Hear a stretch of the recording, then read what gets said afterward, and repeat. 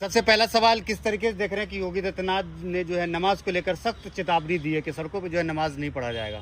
देखिए, मैं आपको बता दूं कि ये वही मुख्यमंत्री है जिस मुख्यमंत्री की आवाज नीट पेपर लीक के मामले पर नहीं निकली, और जो आदमी आज बात कर रहा है ईद की नमाज को लेकर, इन्हीं के प्रधानमंत्री विदेश में जाकर मोदी जी जिस तरीके से शेखों को गले लगा रहे हैं, ऐसे भगते हुए आ रहे हैं, मतलब वहां के मुसलमान मुसलमान हैं और यहाँ का मुसलमान मुसलमान नहीं है। वहीं मैं आपको बता दूं, जितने भी पैसे वाले लोग हैं, जितने भी पैसे वाले मुसलमान हैं, उनसे इनको कोई दिक्कत, कोई परेशानी इनको नहीं होती।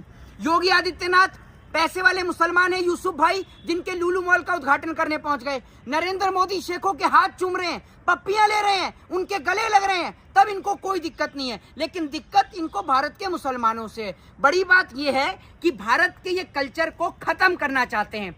इनको पता है कि देश की आज आर्थिक स्थिति क्या हो चुकी है, उसके नाम पर इनको वोट मिलेगा नहीं। और अब यूपी में चुनाव है, अब 27 तक आपको यही सुनने को मिलेगा। डेली इनका यही काम रहेगा, हिंदू मुस्लिम मंदिर मस्जिद अजान लाउड स्पीकर, यही इनका काम बचेगा और कोई इनका काम नहीं बचेगा। ये आप लिख कर ले लीजिए। ये मुख्यमंत्री, अभी पेपर लीक हुआ तब इसकी आवाज नहीं निकली, ठीक है, और अभी पेट्रोल डीजल के दाम बढ़े तो इसकी आवाज नहीं निकली, 2 रुपए दूध पर बढ़े तो इसकी आवाज नहीं निकली, सीएनजी के दाम बढ़े तो आवाज नहीं निकली। लेकिन जैसे ही मंदिर मस्जिद का मुद्दा आता है, हिंदू मुसलमान होता है, तुरंत आवाज निकल जाती है। जी, लेकिन सड़कों पे नमाज क्यों पढ़ेंगे जब मस्जिद में जगह है? तो देखिए, एक चीज मैं आपको बता दूं, जब मंदिर मस्जिद में जगह कम पड़ती है तभी जो है वो नमाज लोग सड़क पर पढ़ते हैं। वहीं दूसरी ओर भारत का कल्चर एक ऐसा है कि यहाँ पर हिंदू भाई जो हैं वो जागरण है, सुंदरकांड है, हनुमान चालीसा का पाठ है, वो भी सड़क पर करते हैं। और बड़ी बात यह है कि अगर आप ये कहते हैं कि सड़क पर कुछ नहीं होगा,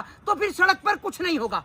फिर मुख्यमंत्री योगी आदित्यनाथ की एक भी सभा और इनके एक भी नेता मंत्री और विधायकों की सभा वो भी सड़क पर नहीं होगी, क्योंकि जब नेताजी का काफिला निकलता है तो भी लोगों को तकलीफ होती है, जब चुनाव के दौरान इनकी सभाएं होती हैं तो भी लोगों को तकलीफ होती है, तब आपको दिखाई नहीं देता। लेकिन इनको दिखाई तब देता है जब इनको हिंदू मुसलमान करना हो। लेकिन सड़क पे कावड़ भी निकलता है, बहुत सारे जो है हिंदू फेस्टिवल भी होता है, उस पर आप क्या कहना चाहते हैं? नहीं, मैं आपको बता दूं, भारत का एक कल्चर है, और जब हिंदू भाई कावड़ लेकर आते हैं तो मुस्लिम भाई कई जगह पर फूल के जरिए उनका स्वागत भी करते हैं। तो मैं आपको बता दूं, ये भारत का कल्चर है। भारत जो है वो हिंदू मुस्लिम सिख ईसाई की एकता से जाना जाता है, दिवाली और रमजान की एकता से जाना जाता है। ये उसको खत्म करना चाहते हैं अपनी राजनीति के चलते, और कुछ नहीं। और इनके पास मुद्दे नहीं है। अब चुनाव आ गया, अभी 5 राज्यों का चुनाव हो गया, अब यूपी में चुनाव है, तो यूपी में 27 में चुनाव है, तो मुद्दा क्या है? यही मंदिर और लेकिन मस्जिद योगी का है। आदित्यनाथ कहते हैं कि प्यार से मान जाओगे तो ठीक है, ना तो हमको इलाज करना आता है, समझाना आता है कि कैसे हम तुमको समझाएंगे। अरे, अगर आप इतने ही समझाने वाले होते ना और इतने ही इलाज करने वाले होते तो आपका प्रदेश बलात्कार के मामले पे दूसरे नंबर पर नहीं आता, पहले नंबर पर राजस्थान आता है। जिस प्रदेश के अंदर बलात्कारी नहीं समझ रहे, जिस प्रदेश में चोर डकैत और लुटेरे नहीं समझ रहे, वो मुख्यमंत्री अब लोगों को समझाएगा। तो आज अगर ये सड़क पर नमाज पर रोक लगा रहे हैं, दूसरी बात ये है कि नमाज एक ऐसी चीज है जिसमें मैं आपको बता दूं कि थोड़ी देर की नमाज होती है, किसी को कोई तकलीफ नहीं होती। वहीं दूसरी ओर जो हिंदू भाई हैं, उनकी कावड़ यात्रा भी निकलती है हमारी, और उसके बाद सुंदरकांड का पाठ है, नवरात्रि का पाठ है, हर चीज है। अगर आज ये नमाज पर बैन लगा रहे हैं तो कल को ये कहेंगे कि सड़क पर जागरण भी नहीं होना चाहिए। तो अगर सड़क पर आपको नमाज से, जागरण से, सुंदरकांड से तकलीफ है तो किसी भी नेता और मंत्री का प्रोग्राम भी सड़क पर नहीं होना चाहिए, उसको भी बैन कराओ। उसको क्यों नहीं बैन कराते आप? वो तो आपसे बैन नहीं हो रहा।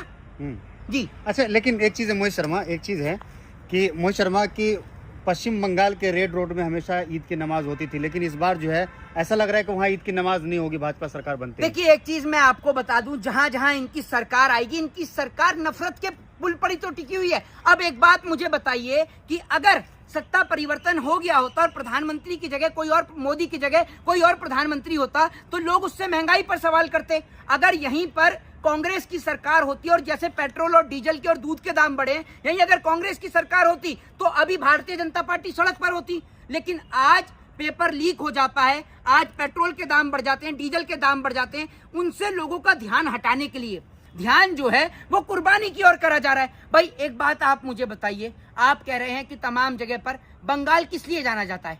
बंगाल के अंदर तो तमाम लोग मांस मदिरा खाते हैं। अभी अनुराग ठाकुर जो मंगलवार के दिन चंदन लगाकर वो वहां पर मछली खा रहा है बंगाल के अंदर, वो आपको नजर नहीं आया? आप मुझे ये बताइए ना, वहीं आप जो बंगाल में बात कर रहे हैं, बंगाल के अंदर और बहुत सारे हिंदू कल्चर में बहुत सारी जगह पर बकरे की कुर्बानी होती है, बकरे की बलि होती है, माता रानी को बकरे की बलि दी जाती है। तो जैसे हिंदू धर्म में बकरे की बलि दी जाती है माता रानी को, ऐसी मुसलमान धर्म में भी बकरे की बलि होती है। बड़े का जानवर नहीं होना चाहिए, बड़े का जानवर। देखिए मैं आपको बताऊं, उस पर आप लोग लगा सकते हैं, उस पर आप रिस्ट्रिक्शंस लगा सकते हैं, लेकिन आप गोवा में क्या करेंगे, आप नागालैंड में क्या करेंगे, आप मिजोरम में क्या करेंगे, जहां बीजेपी की सरकार है? आप मुझे बताइए ना। और बड़ी बात यह है, मैं तो आपसे एक बात कह रहा हूं कि आप गाय को राष्ट्रीय पशु घोषित कर दीजिए। अगर गाय राष्ट्रीय पशु घोषित हो गई तो कोई गाय को काटेगा ही नहीं। लेकिन ये लोग गाय को राष्ट्रीय पशु इसलिए घोषित नहीं करते कि अगर गाय को राष्ट्रीय पशु घोषित कर दिया तो ये जो बीफ वालों से चंदा लेकर इनकी सरकार चल रही है, वो पैसा कहां से आएगा? जी अच्छा, इंडिया जो है बीफ एक्सपोर्ट के मामले में सेकंड पे आता है, उसको किस तरीके देख रहे हैं जबकि बीजेपी की सरकार है? चिंता मत करिए, मोदी जी की सरकार एक बार और आ गई है तो अब की बार ये उसको पहले नंबर पर ला देंगे। आप विदेश में जाकर देखिए, ये अंधभक्त तो घर से बाहर निकलते नहीं है। आप विदेश में जाकर देखिए, वहां लिखा होता है मेड इन इंडिया बीफ के पीछे। आप एक बात मुझे बताइए, भारत का जो गाय का जो बीफ है वो विदेशों में बिक रहा है।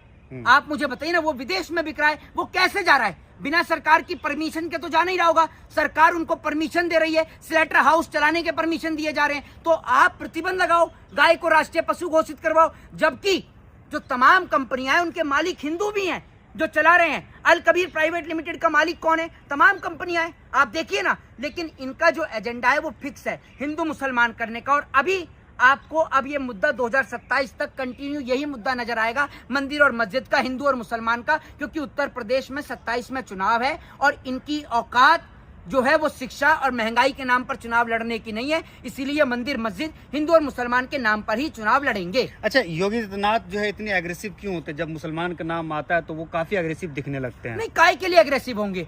वो योगी आदित्यनाथ जो यूसुफ भाई की गाड़ी में उनके लुलु मॉल का उद्घाटन करते हैं, इतनी जल्दी में जाते हैं कि भगवा गमछा भी भूल जाते हैं, भगवा गमछा भी भूल जाते हैं। तो भाई आप मुझे ये बताइए, वो जो योगी आदित्यनाथ है उनको नफरत जो है वो गरीब मुसलमानों से और गरीब हिंदुओं से, याद रखिएगा, मुसलमान ही गरीब नहीं, गरीब हिंदुओं से भी उनको नफरत है। लेकिन जो पैसे वाले मुसलमान हैं उनसे इनको कोई दिक्कत नहीं है। अब एक बात बताइए, वो यूसुफ भाई जिनके मॉल हैं, दुबई में भी तमाम बड़े बड़े शोरूम्स हैं, उनसे इनको कोई दिक्कत नहीं है। दिक्कत इनको गरीब मुसलमान से है। अब प्रधानमंत्री, अभी आप देखिएगा, ईद की मुबारकबाद भी देंगे, वहीं दूसरी ओर प्रधानमंत्री शेखों को गले से लगा रहे हैं।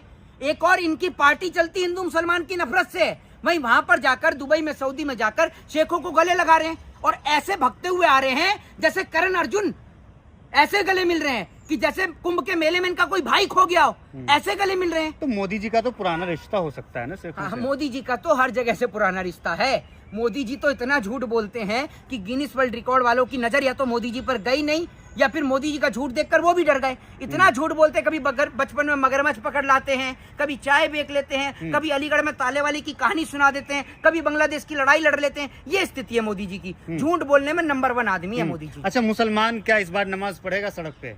देखिए, एक चीज मैं आपको बताऊं, पहली बात तो ये है कि जब मस्जिदों में जगह नहीं होती तब मुसलमान सड़क पर पड़ता है, ठीक है? तो सरकार को एक जगह, एक प्लेस निर्धारित कर देना चाहिए। इतने सारे ग्राउंड हैं, उनको खाली करा देना चाहिए। कुछ ही देर की तो होती है भाई, नमाज कितनी देर की होती है? ज्यादा से ज्यादा आधा घंटा, इससे ज्यादा की तो होती नहीं है। तो आधे घंटे में किसी को क्या तकलीफ हो सकती है? और यही भारत है कि जहां हिंदू, मुस्लिम, सिख, ईसाई एक दूसरे को कोऑपरेट करते हैं और हर त्योहार, हर पर्व बड़े हर्षोल्लास के साथ यहाँ मनाया जाता है। जय जी।